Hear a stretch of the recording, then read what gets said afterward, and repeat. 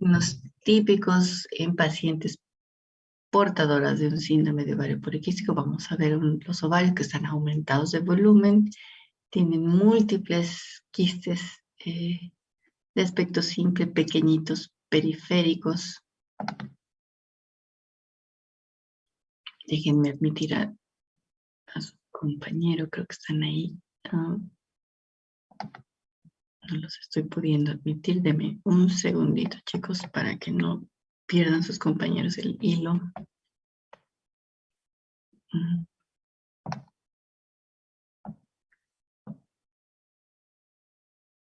¿Me están escuchando, no, chicos? Sí, doctora. Ahora, ahí estoy.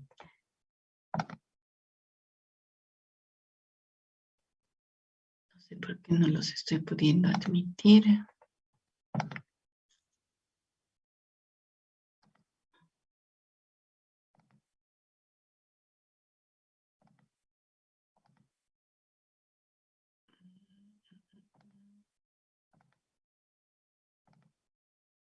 Ahí estoy.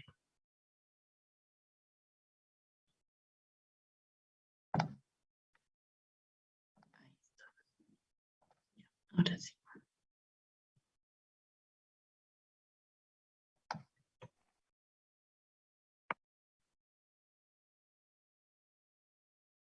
Ya estamos, ahora sí. Perfecto.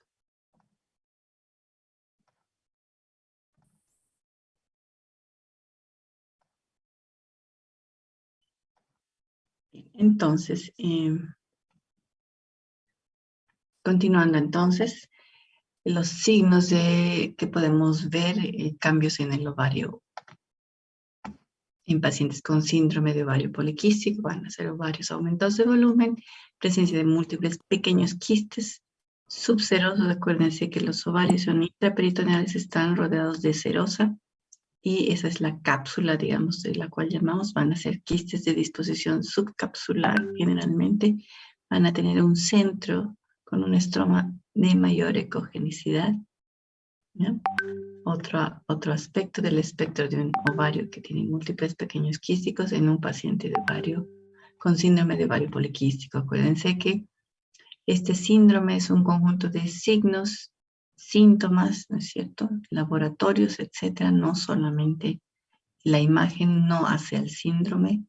En algunos pacientes con síndrome de ovario poliquístico no encontramos estas imágenes y pese a eso, sí es un paciente que tiene el síndrome y necesita tratamiento a pesar de no existir esto, ¿ya? Y por el contrario, también hay pacientes que van a tener este aspecto en sus ovarios y no van a ser portadoras del síndrome, por lo tanto, no necesitan tratamiento de ninguna clase, ¿no es cierto? Entonces, las imágenes no hacen la enfermedad, ¿ya?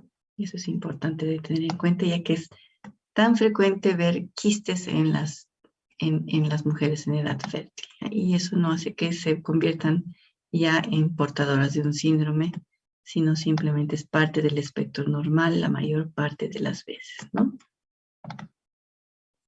Bien. Ya que el elemento estructural más común que podemos ver nosotros en los ovarios son las imágenes quísticas, tenemos que aprender a diferenciarlas, las benignas de las malignas, ¿no es cierto? Y las funcionales que hemos visto hace un momento. Vamos a ver algunos quistes que son quistes complicados, ¿ya? Son aquellos que vamos a tener ecos en su interior. Normalmente los quistes funcionales son completamente anecogénicos, pero podemos encontrar quistes que tienen ecos en su interior, que pueden ser folículos en involución, que ya justamente ya han pasado de la fase de maduración, han liberado el óvulo, su pared se ha roto y muchas veces pueden, en esa pared rota puede sangrar un poquito y su contenido ya no va a ser completamente anecogénico, sino más bien va a contener un poquito de sangre en el interior del quiste, ¿ya? Pueden haber quistes hemorrágicos que tienen mayor contenido de sangre y también el mismo aspecto ecográfico van a tener los endometriomas, que no son en realidad quistes, sino son tejido endometrial ectópico que puede también estar en cualquier lugar en la pelvis, ¿no es cierto? Y también puede estar en el ovario, ¿ya? Entonces aquí hay imágenes de los distintos aspectos que puede tener un quiste con contenido hemorrágico. Este es un quiste simple, anicogénico, un quiste hemorrágico. Pueden ver un nivel líquido, ¿no es cierto? La porción ecogénica. Podemos ver múltiples como en copos de nieve, ¿no es cierto? Y acumulándose hacia posterior, decantando el contenido ecogénico de la sangre.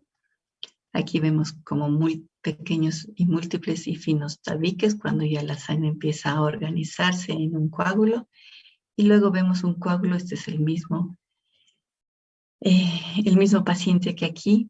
El coágulo en el tiempo va evolucionando, va organizándose y se va retrayendo, ¿no es cierto? Y puede tener un aspecto incluso más sólido. ¿Cómo nosotros reconocemos que esto es un coágulo y no es un tumor? Pues va a ir cambiando en el tiempo, número uno, ¿no es cierto? Hacemos controles, un seguimiento de estas imágenes, ¿no es cierto? Y vamos a ver cómo finalmente, después de un ciclo, o a veces hasta 2 ciclos, estas imágenes desaparecen e involucionan completamente, ¿ya? Un quiste hemorrágico agudo puede verse también así, con una ecogenicidad alta, intermedia, homogéneo, ¿ya? ¿Cuál es la clave para diferenciar? Los endometriomas generalmente son vascularizados, así homogéneos de ecogenicidad intermedia, mientras que la sangre pues no va a tener vascularización, ¿no es cierto? Y ese es el diagnóstico diferencial. Podemos encontrar también quistes benignos, que son los quistes dermoides, son los tumores benignos más frecuentes que podemos encontrar en la edad pediátrica. Son congénitos los signos ecográficos. Vamos a ver la punta de témpano, que significa un área anterior muy hiperecogénica con una sombra acústica sucia, ¿ya? Podemos ver un componente quístico alrededor de un foco sólido hiperecogénico, que puede ser de calcio o puede ser de grasa. Acuérdense que los dermoides son los teratomas clásicos que tienen 4 tipos de tejido, ¿no es cierto? Tienen pelos, tienen dientes o hueso, ¿no es cierto? Tienen grasa y tienen tejido queratóxico, ¿no es cierto? Entonces así es como se ven, no debe confundirse con contenido intestinal. Eso es lo típico de los operadores que realizan ecografía, que no son expertos, lo confunden con un contenido intestinal. Bien, esas son las patologías benignas del ovario. Vamos a pasar a la patología maligna. Los tumores de ovario también pueden tener aspecto quístico complejo. ¿Qué quiere decir quístico complejo? Al igual que los quistes hemorrágicos o los quistes complicados, pueden tener un componente sólido, pueden tener un componente con tabiques en su interior, ¿no es cierto? Entonces el diagnóstico diferencial es importante de hacerlo con los quistes benignos complejos o complicados, ¿no es cierto? El componente sólido generalmente en los tumores va a ser irregular. Miren aquí este ejemplo. El contenido quístico generalmente va a ser de alta ecogenicidad, ¿ya? ¿Cómo lo diferenciamos de un coágulo en retracción, de un quiste hemorrágico con coágulo en retracción? Normalmente el coágulo no va a tener Doppler si logramos ver vascularización en este componente sólido o en la pared del quiste,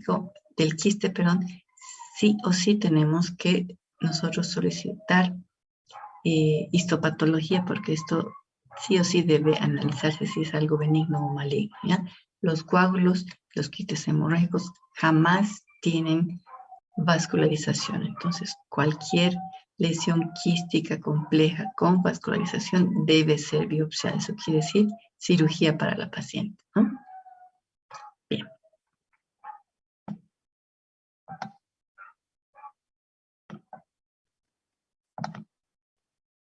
Vamos a pasar a la patología de las trompas de falopio. Por ecografía, cuando están normales, no las vemos.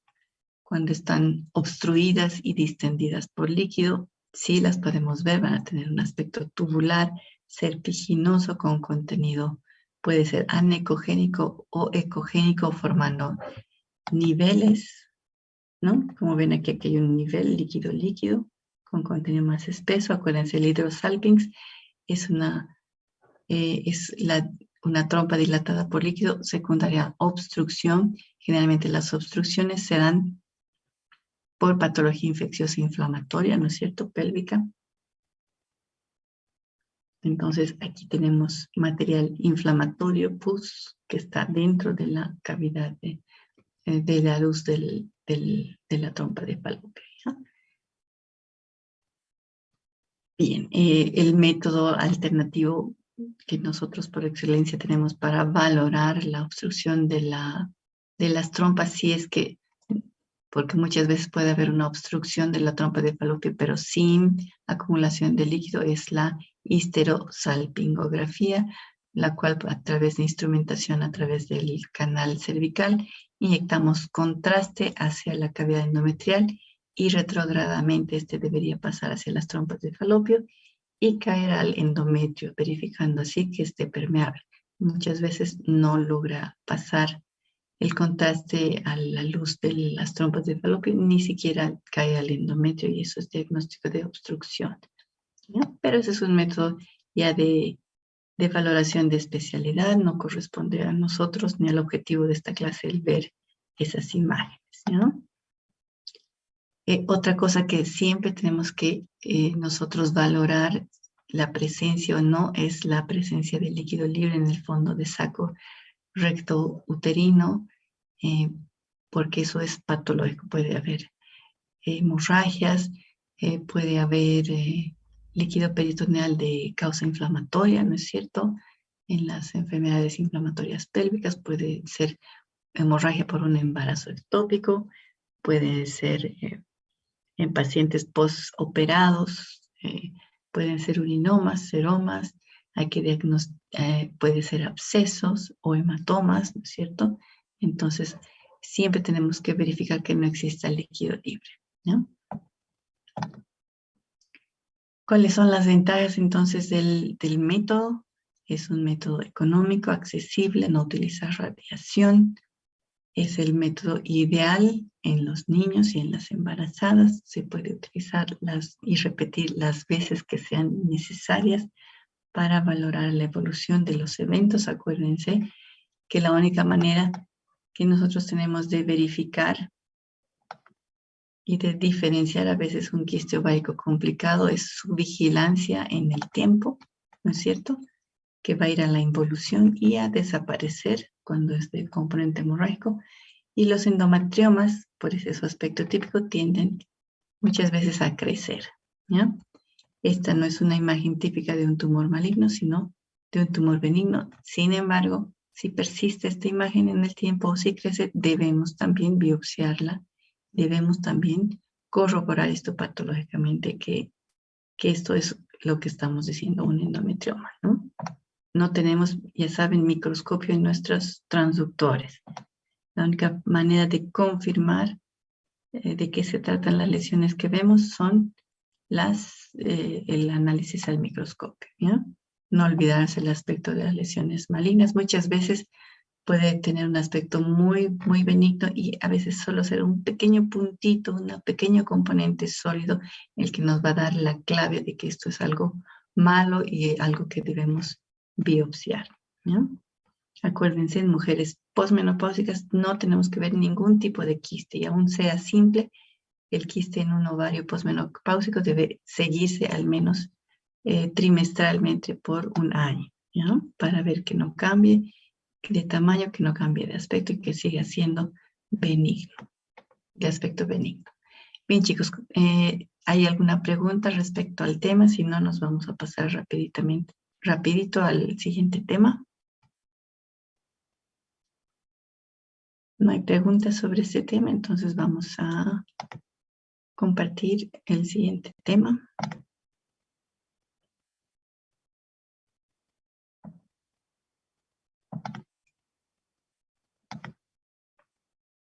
¿Todavía están despiertos? ¿Ya se han congelado? Bien, chicos.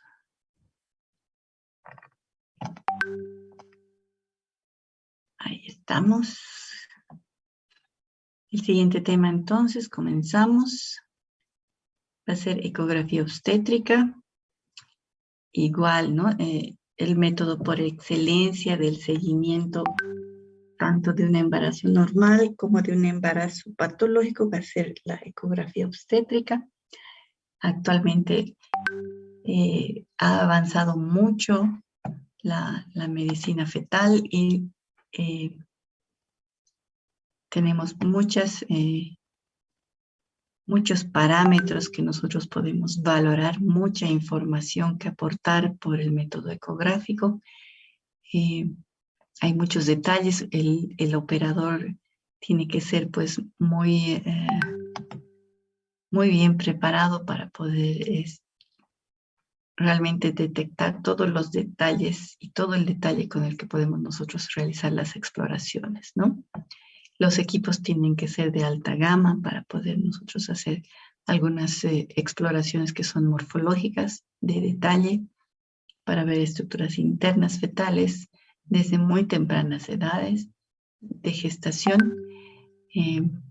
Los equipos simples que no son ecógrafos de alta gama nos van a ser de utilidad para valorar el crecimiento y hacer mediciones y valoración de la edad gestacional. Sin embargo, para hacer ecografía morfológica necesitamos equipos pues de alta gama, ¿no? Para el embarazo temprano, nosotros vamos a utilizar y vamos a necesitar, como son las estructuras que vamos a valorar son muy pequeñitas, ¿no es cierto?, del rango milimétrico. Necesitamos equipos de alta gama y que sea la exploración por vía transvaginal, ¿ya? Ecografía transvaginal en esta fase, en este primer trimestre, nos sirve para visualización de porciones altas de la pelvis cuando estamos buscando, por ejemplo, un embarazo ectópico y no encontramos la vesícula gestacional a nivel de la cavidad endometrial, ¿no? Pero el método por excelencia que debemos elegir es la vía transvaginal. Nos va a dar mejor resolución, mejor detalle. Vamos a poder valorar adecuadamente el cérvix y también los ovarios, adicionalmente de las estructuras embrionales, ¿no? Y que no necesita ningún tipo de preparación. ¿Cuáles son entonces los objetivos de realizar una ecografía en el primer trimestre? Esta ecografía es sumamente importante de realizarla en esta época porque nos va a confirmar una adecuada localización del saco gestacional, nos va a permitir hacer diagnóstico de vitalidad embrionaria, ¿no es cierto?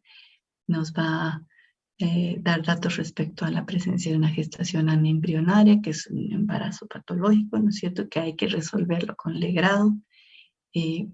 Nos va a dar el dato de si existe uno o más embriones, ¿no es cierto?, si es un embarazo múltiple, que también es un embarazo de alto riesgo, ¿no? Nos va a dar información respecto a si hay desprendimientos del saco gestacional, ¿no es cierto?, hemorragias. Y nos va a determinar la edad gestacional de una manera muy, muy fidedigna, muy útil, y nos va a permitir correlacionar con la fecha de última regla del paciente para verificar realmente la edad gestacional real. Muchas veces las pacientes tienen ciclos irregulares y no nos sirve adecuadamente calcular la edad gestacional por la fecha de última regla. Muchas pacientes tienen amenorreas prolongadas y de repente no saben cuándo fue su última regla. Entonces, la ecografía del primer trimestre nos permite saber la edad gestacional real con alto grado de certeza y exactitud. No hay una variación es con una variación de menos de 7 días, ¿no? Eso es muy útil, porque a partir de esta ecografía es que vamos a nosotros a planificar y vamos a calcular la fecha probable de parto. Acuérdense que eso es súper importante porque no podemos nosotros hacer nacer bebés prematuros, ni tampoco podemos esperar, ¿no es cierto? Los embarazos prolongados terminan también con muerte fetal intrauterina, ¿no es cierto? Con óbitos fetales, si es que se espera y se pasa de la edad gestacional habitual. Entonces es muy importante tener este dato para saber cuándo intervenir y finalizar el embarazo de manera que no sea perjudicial para el bebé, ¿no es cierto? No lo sacamos antes y tampoco no esperamos a sacarlo cuando ya se está pasando de tiempo, ¿ya? Es muy importante también para saber el número de membranas en el caso de los embarazos múltiples, saber la corionicidad y la amnionicidad, ya que pues cuando comparten la placenta son embarazos de mayor riesgo y cuando comparten el amnios hay también otras implicaciones que tenemos que tener en cuenta y realizar una vigilancia antenatal mucho más cercana. ¿Ya? Entonces, de todas las exploraciones, todo lo que hemos dicho que tenemos que podemos valorar, vamos a empezar por el diagnóstico de embarazo ectópico, que es un embarazo fuera de la cavidad endometrial, ¿no es cierto? El 95% se realiza o ocurre la implantación en las trompas de falopio, pero puede estar en cualquier localización. Existen factores de riesgo que tenemos que conocer y preguntar a toda paciente que realizamos la ecografía del primer trimestre para poder ver qué riesgo existe, ¿no es cierto? Los síntomas en el embarazo ectópico son hemorragia vaginal anormal, dolor pélvico y masa anexial palpable en el 50% de los casos. El diagnóstico ecográfico, nosotros de certeza al 100% lo realizamos cuando logramos encontrar un embrión vivo y latido cardíaco en una posición extrauterina. Esto lo podemos valorar, podemos verlo en menos del 50% de los casos. Ya encontramos este signo que es 100%, que tiene un 100% de especificidad, ¿no es cierto? Pero en general en el 50% de los casos vamos a encontrar una masa anexial. Vamos a encontrar también otro dato que nos sirve para sospechar. Adicionalmente a la masa anexial vamos a encontrar líquido libre en fondo de saco y ausencia de embarazo intrauterino. Acordarnos de que puede haber embarazos simultáneos, tanto uno en cavidad como otro extrauterino.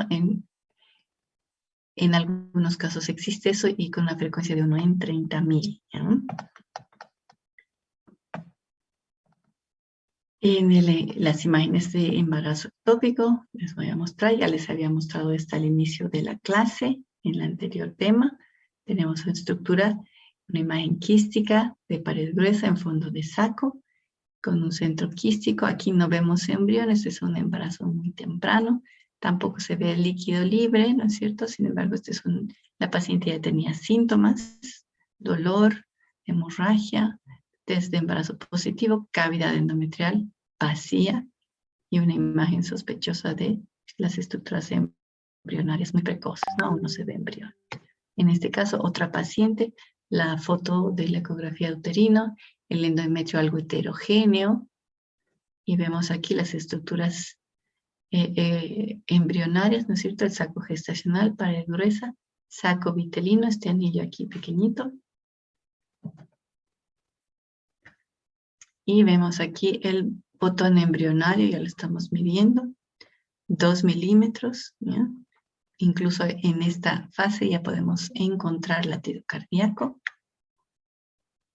Entonces y líquido alrededor de esta localización extrauterina, embarazo ectópico.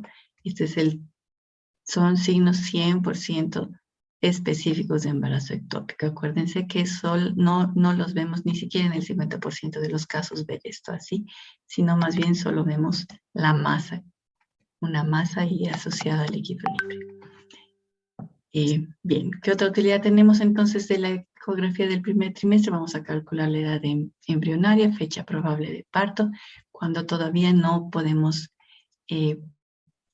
cuando todavía no aparece embrión porque es una fase muy temprana del embarazo, nosotros vamos a calcular la edad gestacional midiendo el diámetro del saco gestacional y cuando ya tenemos un embrión visible vamos a calcular la edad gestacional con la longitud cráneo-rabadilla.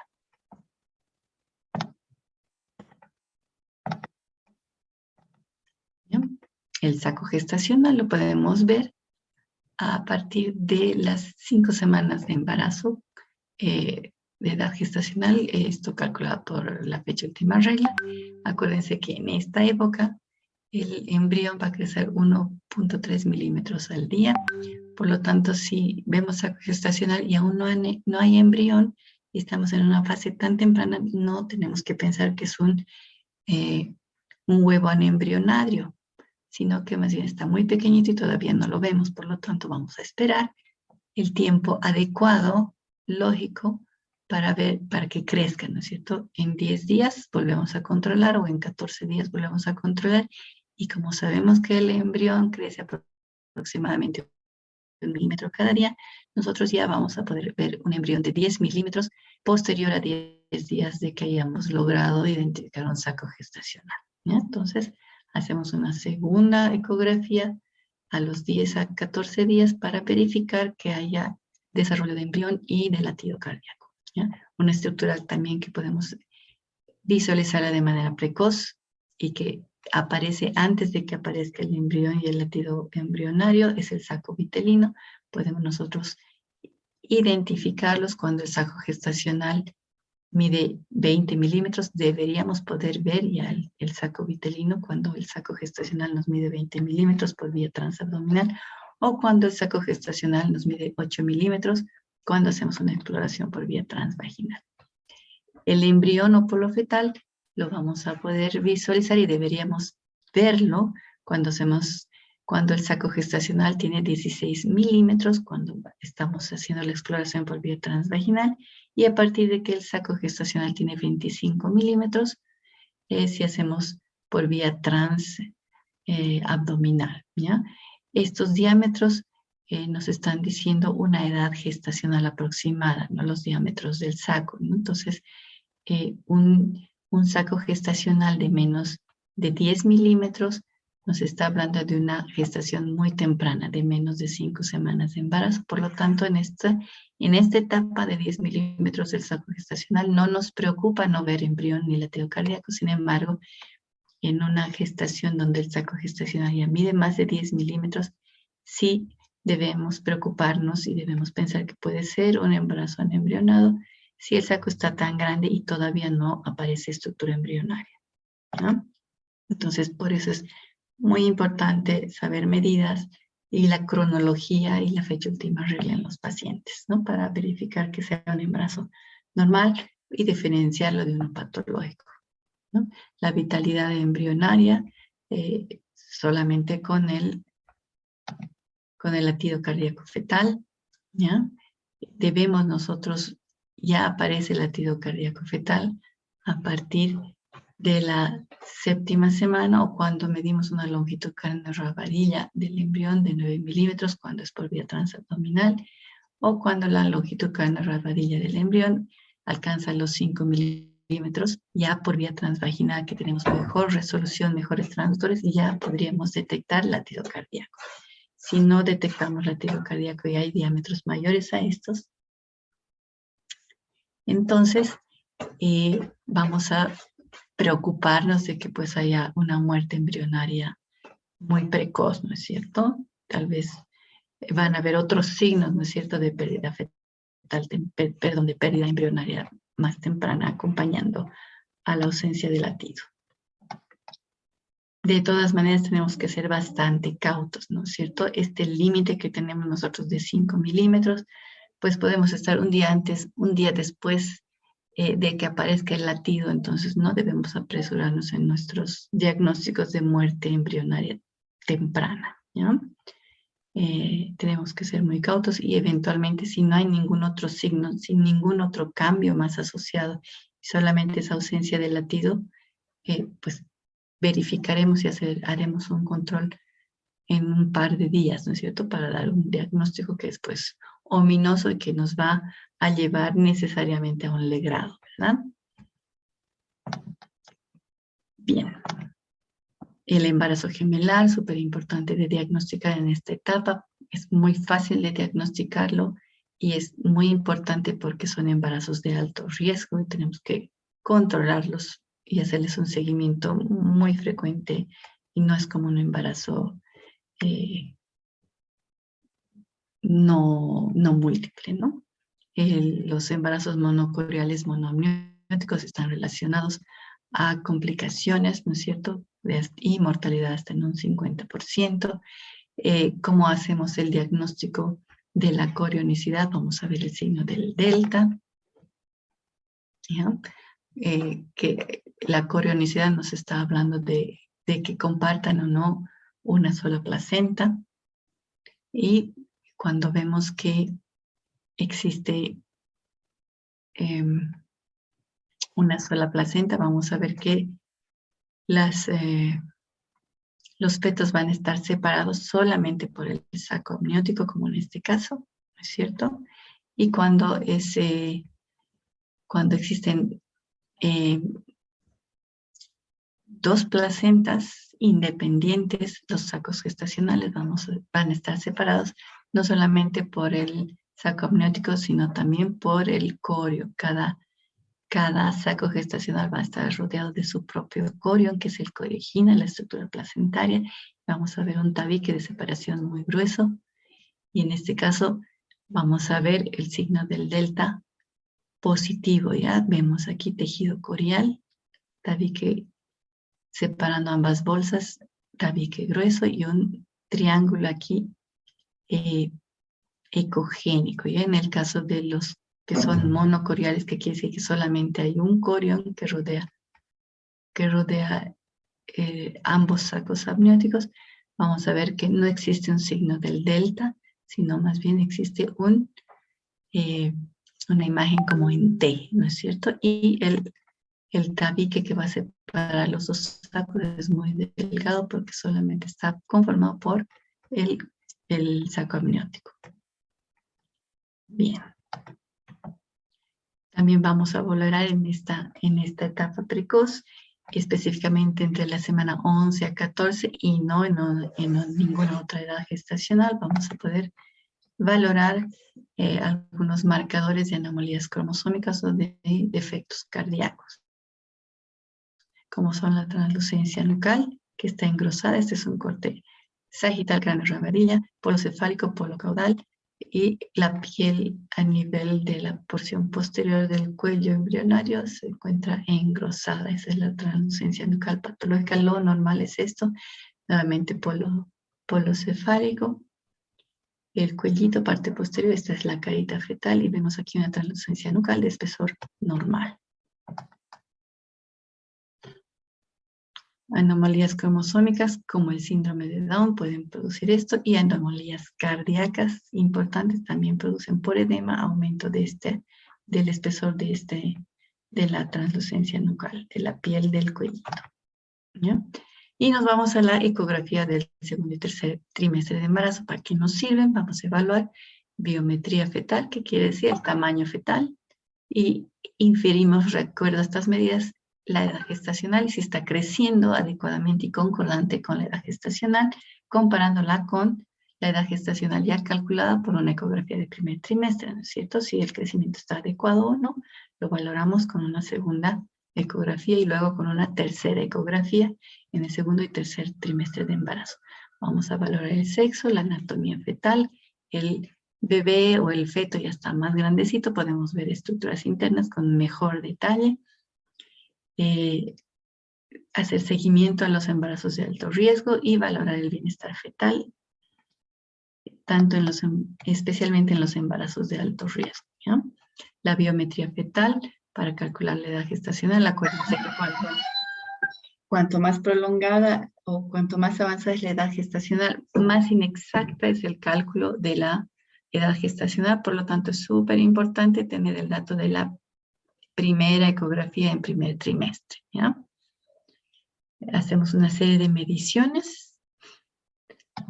También valoramos la anatomía fetal para ver que todas las estructuras internas estén correctas. Acuérdense que con ecografía nosotros podemos ver estructuras internas, el encéfalo, órbitas, todas las estructuras internas podemos verlas. y es obligatorio hacerlo, ¿no? Por lo menos para verificar que estén las estructuras anatómicas normales o que nos den un indicio de que hay alguna patología para poder indicar una ecografía más detallada que es una morfológica, ¿no?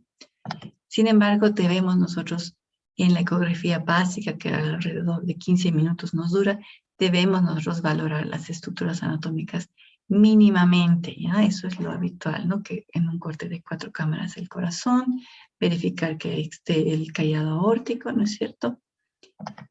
Verificar que la columna está completa, que la piel que recubre la columna no tenga defectos, ¿no es cierto? Verificar el sexo, si tiene vejiga, si tiene estómago, si tiene vesícula, todo eso debemos hacerlo en una ecografía de rutina.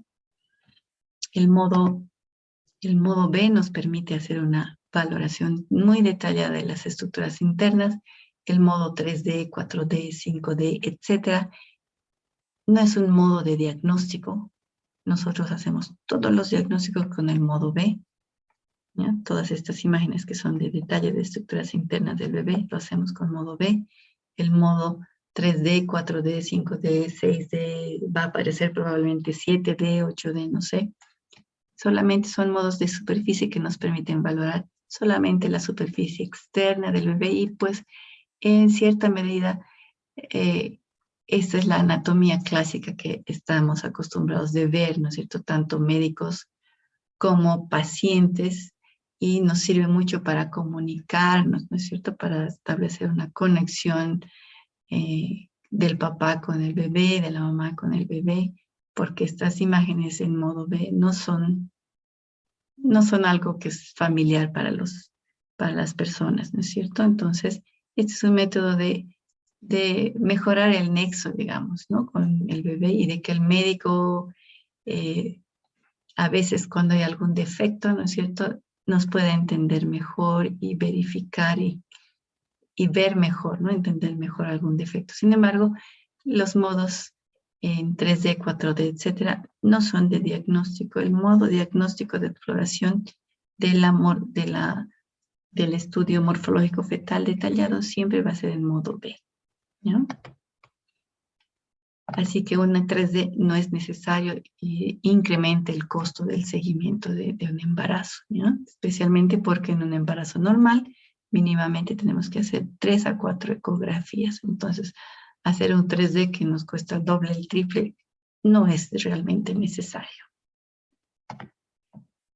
Vamos a ver la patología, hemos visto imágenes normales, vamos a ver qué cosas podemos nosotros encontrar cuando hacemos ecografías. Por ejemplo, los defectos del tubo neural, la anencefalia, vean aquí, como el contorno de la